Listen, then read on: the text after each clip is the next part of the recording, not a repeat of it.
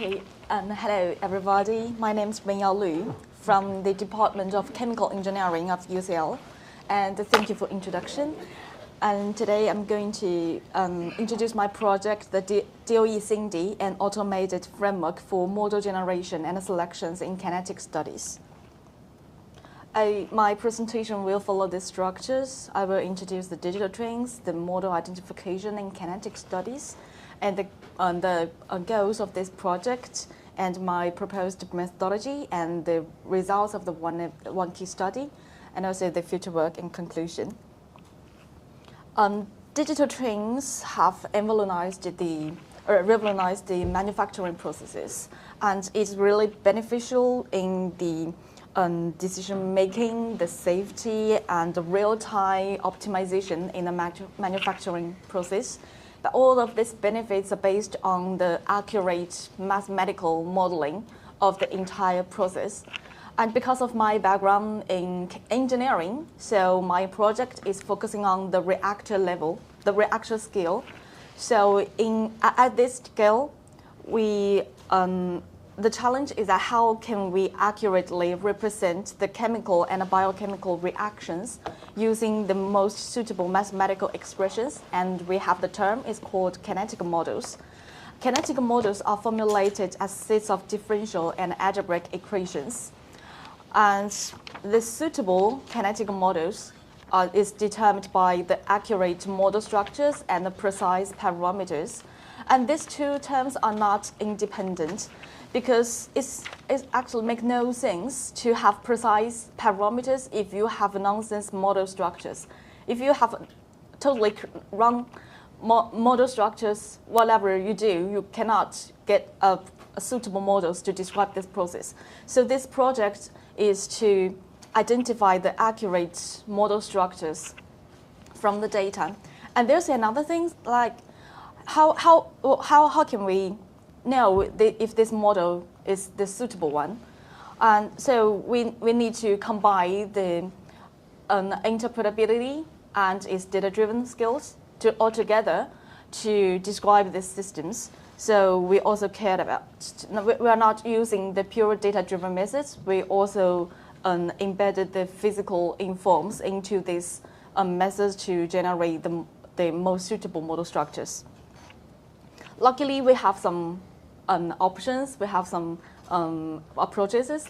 Like conventionally, we have the model selection methods. We can review the literatures and select most promising candidate structures from the literatures, and then we finalize the most suitable one from the candidates.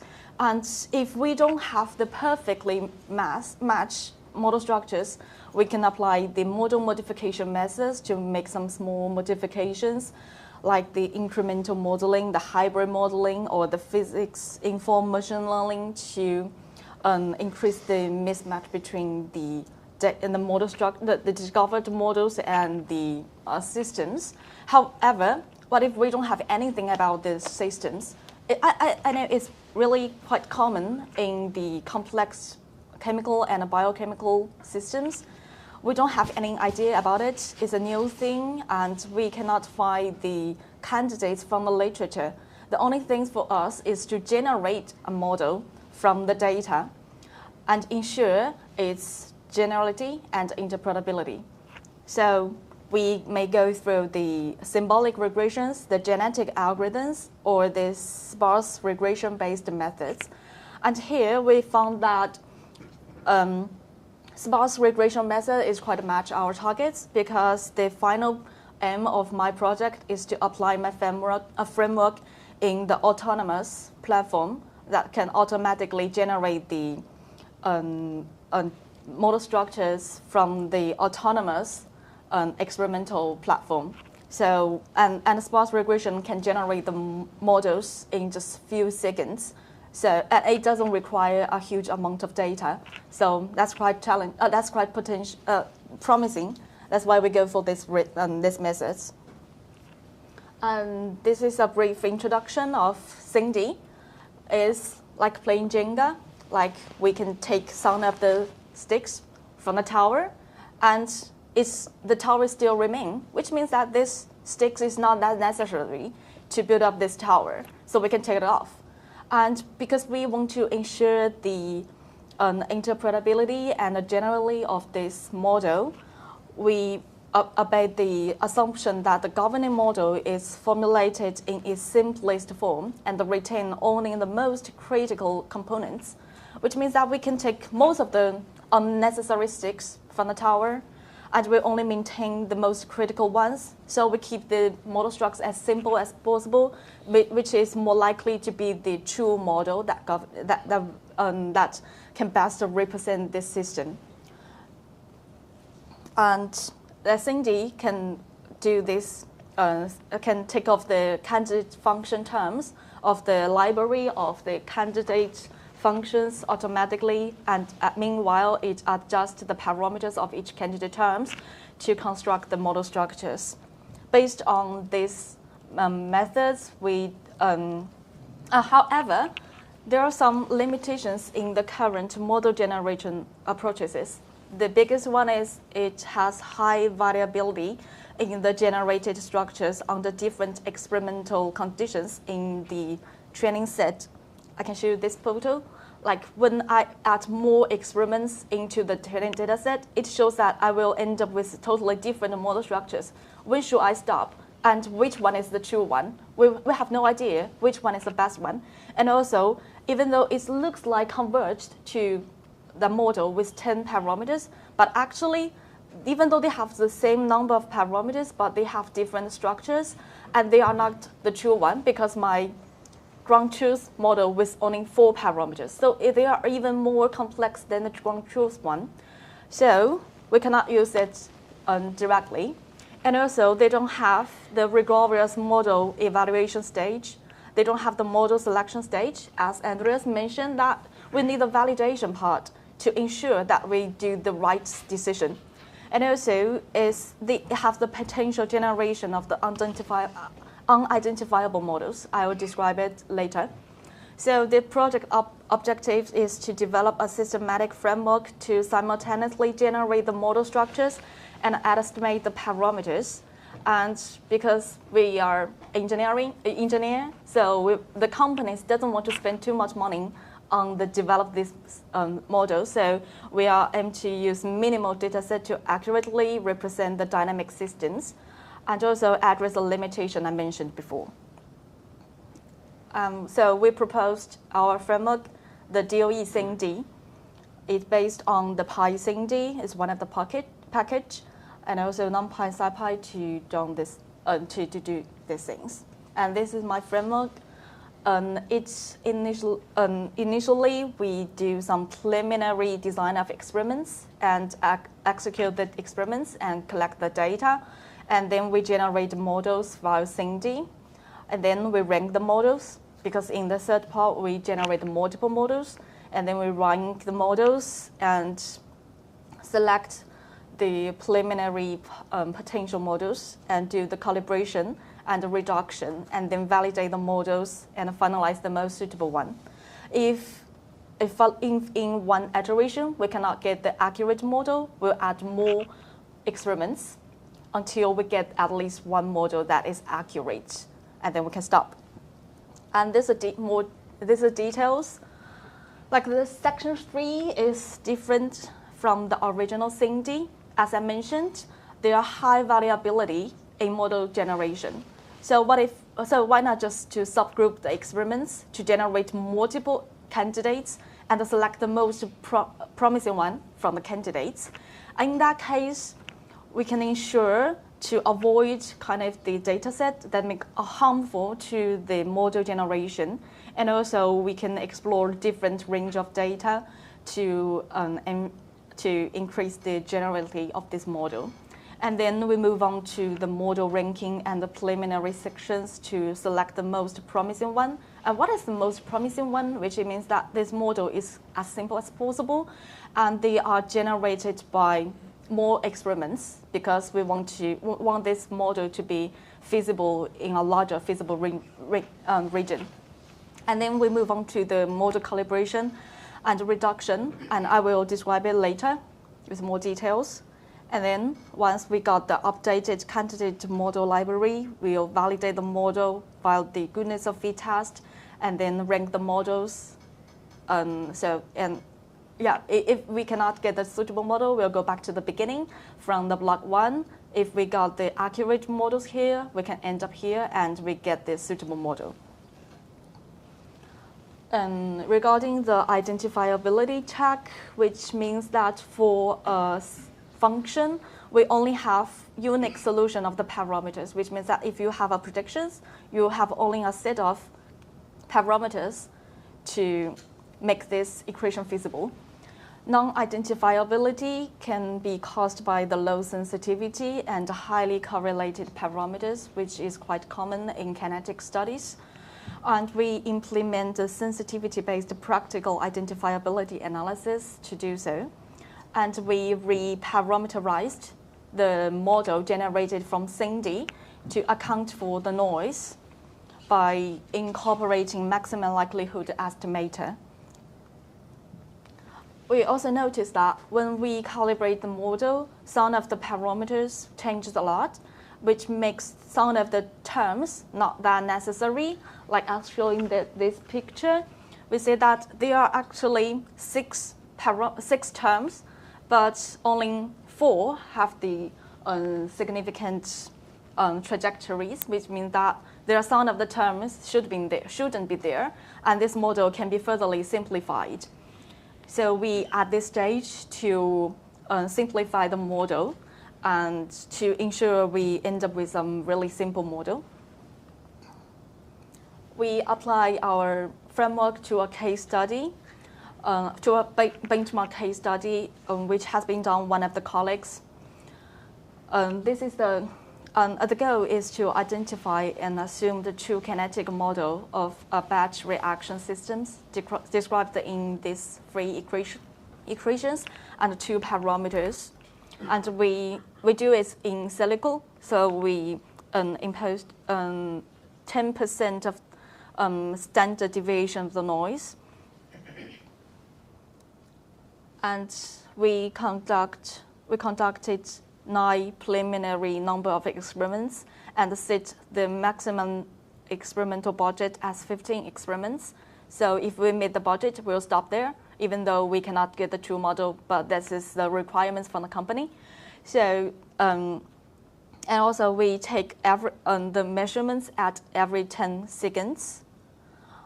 And the training and the validation ratio is 8% and 20%.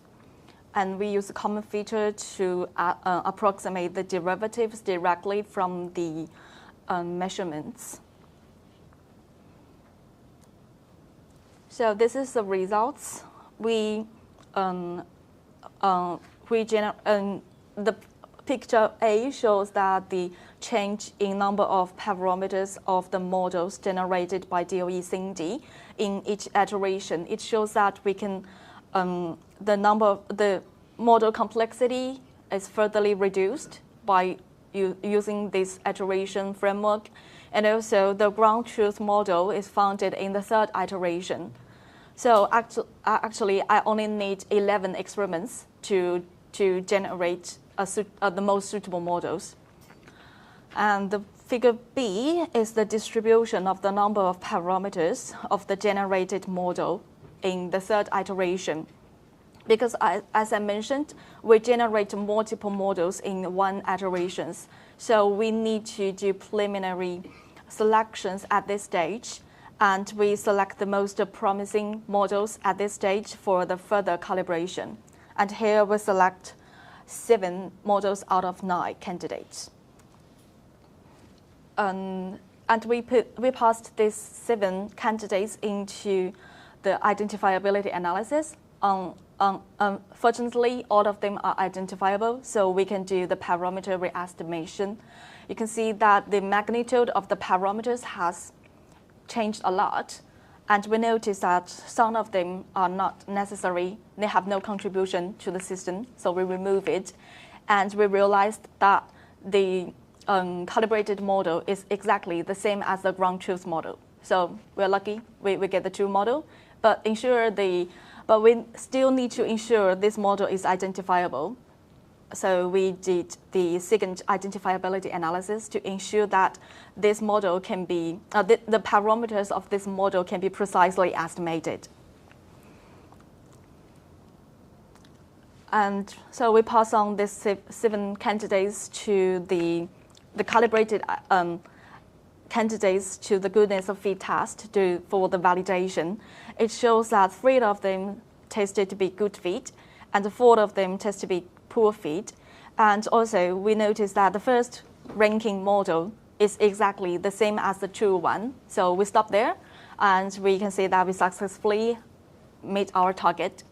And for the second ranking and the third ranking models, they are really close to the true one, even though they have 1 extra term, but this term have very few contribution to the system. So we can see that this framework performance is really good. And we also compare to the original SINDy. These 2 figures are the model generated from original SINDy and our proposed DoE-SINDy.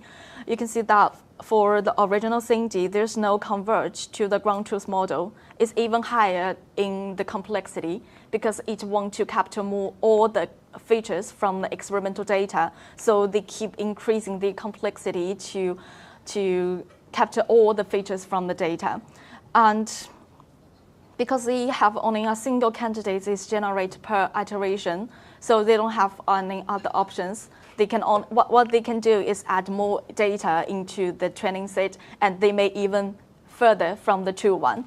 But DoE-SINDy can identify the ground truth model in the 3rd iteration, and because they generate multiple candidates, so they have more options, not just adding the new experiments, which is more economic. And for original SINDy, they don't have the calibration part. They don't. So they shows obvious bias in the data generated, even though they are much more complex than the true model. They cannot capture the fits in some of the experiments. But for DoE-SINDy, because we calibrated on the larger range of the training data set, so we can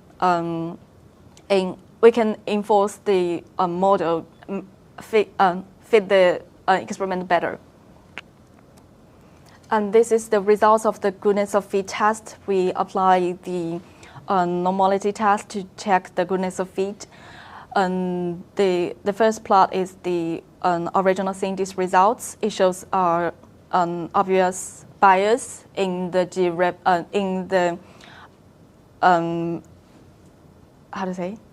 mismatch between the predictions and the real data, but it shows about the residuals distribution perfectly follow the normal distributed in the DoE-SINDy generated model, which means that the model fits the data quite well. So here comes to the conclusion that we developed a novel model identification framework called DoE-SINDy for automatically generating and selecting the most suitable kinetic model. And we integrated modules for identifiability analysis, parameter re-estimation, and model evaluation and selection to ensure the reliability of the identified models. And also, DoE-SINDy addresses the issue of the variability in the model generation and also increase the probability of identifying the true model. In the future, we plan to apply DoE-SINDy to a more practical cases in real data, because now it's in silico data. We have quite small level of noise with no interferences, so it's not that practical. So in the future, we plan to integrate the data pre-proposing steps and avoid we also noticed that the biggest noise comes from the derivatives, because it's from because the derivatives are approximated from the measurements. If we have a high noise level, the estimated derivative will fluctuate over the trajectories which will impose a huge impact on the model generation. So we'll try to reform our objective functions to avoid the impact, to mitigate the impact of the derivatives. We would like to integrate the model-based design of experiments for further discriminate models and reduce parameter uncertainties. As I mentioned, we may end up with multiple candidates. They all good fit, but there's only one model that should be correct. So we need a further discriminate stage to finalize the most suitable one among the candidates. So we proposed this framework.